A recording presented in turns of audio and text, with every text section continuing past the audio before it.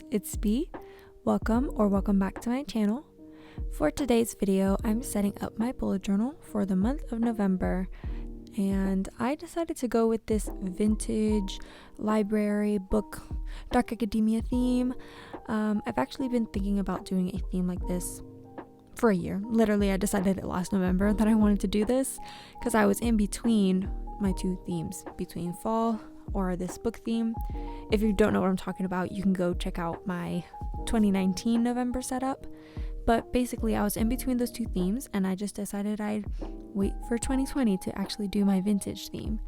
I really love the way that it turned out, just because I'm in love with the scrapbooky, kind of cozy vibes of it, I guess. But the only thing I have to say is that it was so much work, because I had to keep figuring out what I liked and then making sure it was in the right position when I finally glued it down, and I don't know, it just seemed like a lot of work, but it was actually really fun and relaxing at the same time. So I'm glad that I did it, but I won't be doing it again. Or maybe I will. I don't want to totally close myself off to this kind of scrapbooky theme, but it was a lot of work, that's all I'm saying. I'm almost done with the cover page, but let me just tell you a little bit about what I did. I just layered all of these papers. Some of them I crumpled up and ripped just to kind of give it more of a vintage rustic vibe. And then throughout this entire setup, I used my stamps.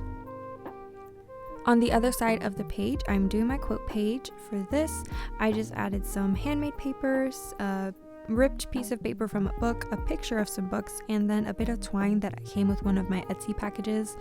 I thought it was cute, so I wanted to add it, even though it's not flat and it makes my bullet journal a bit thicker, but I still think it looks nice.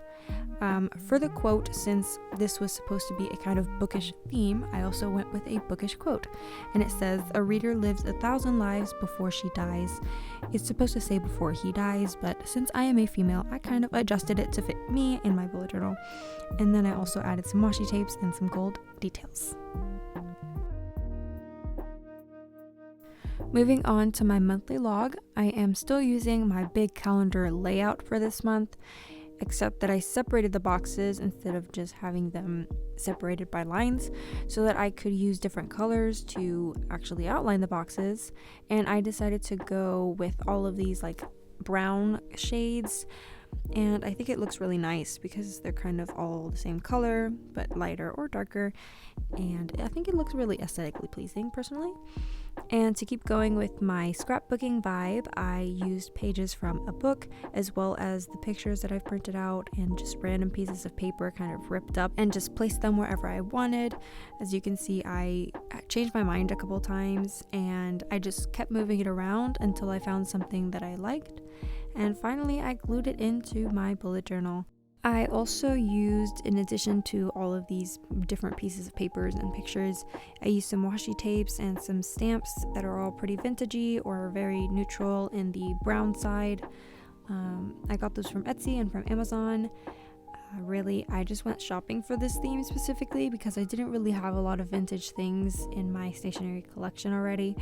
But I am very, very happy with all of these washi tapes and stamps. I think they look really, really cute. For some reason, I don't know, they just look nice to me. And also, I kind of got creative with the pieces of paper and my stamps and stuff. I cut out some tiny little squares from a book page and then just stuck them on the top of my calendar just for the headers, like the days of the week. So I thought that was nice because it kind of matches, literally matches.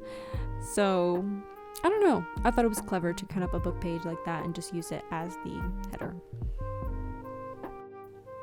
The next spread that I'm doing is my content schedule, and this has been a really, really helpful spread for me for the past couple of months. I actually started it in May when I started my Instagram, which you guys should totally go check out.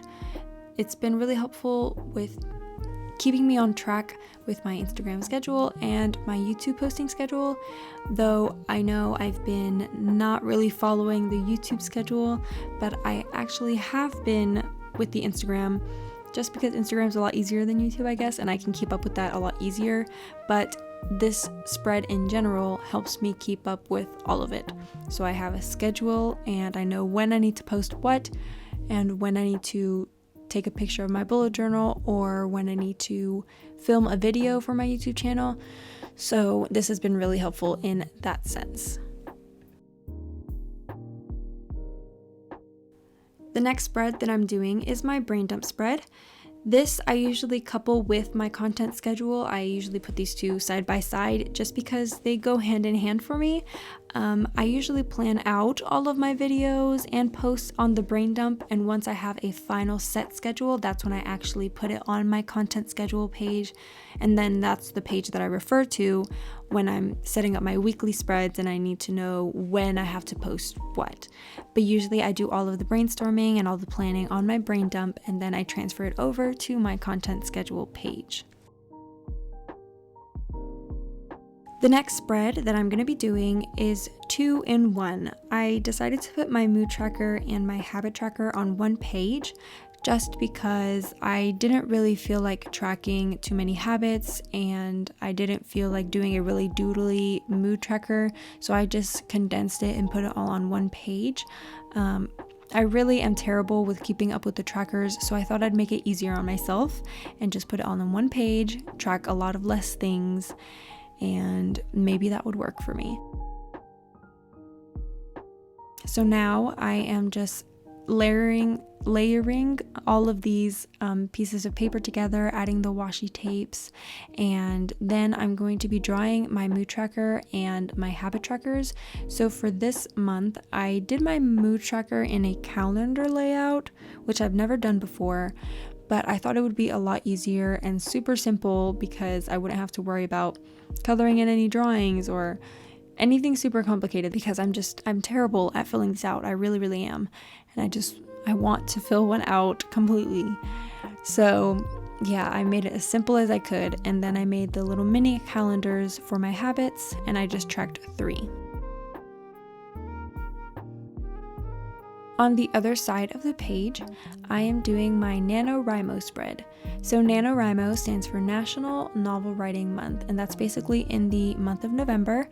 And I try to participate as much as I can, though I'm really busy with schoolwork, so I didn't win, but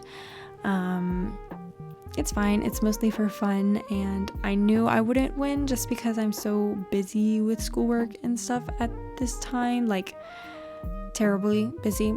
And yeah, basically I have my word tracker, and then I have a schedule for my ideal day so that I can kind of space out my day and get writing done on both work days and on days that I am off of work. So as you can see, my work takes up most of my day on those days, but then I kind of spread it out the time that I had free for studying and YouTube and writing, and I tried to make a schedule to keep me on track with all of that. The next spread that I'm doing is the first weekly of November. So I am basically putting all of these pieces of paper all together. I'm kind of figuring out where I want them, and then I'm sticking them down. And for this spread, I didn't do anything exact. I kind of just went with the flow. I didn't even really count out any boxes or any exact measurements for the days. I kind of just literally stamped the headers like Monday, Tuesday, Wednesday, Thursday, wherever I felt it looked good, and that was it. I didn't leave any exact space for any specific day either.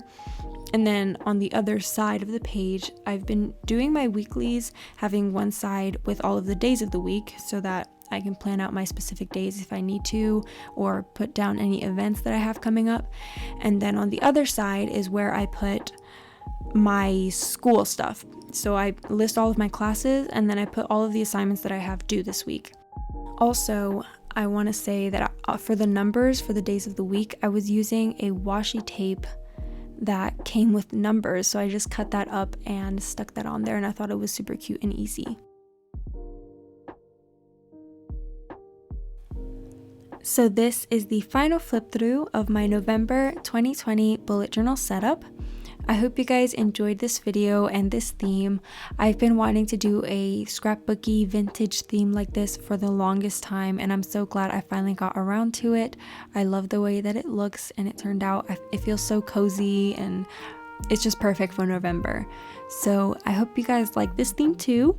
And if you did like this video, Go ahead and give it a big thumbs up, comment something nice down below, share this video, and subscribe to my channel for more videos like this, and I will see you guys in the next one. Bye!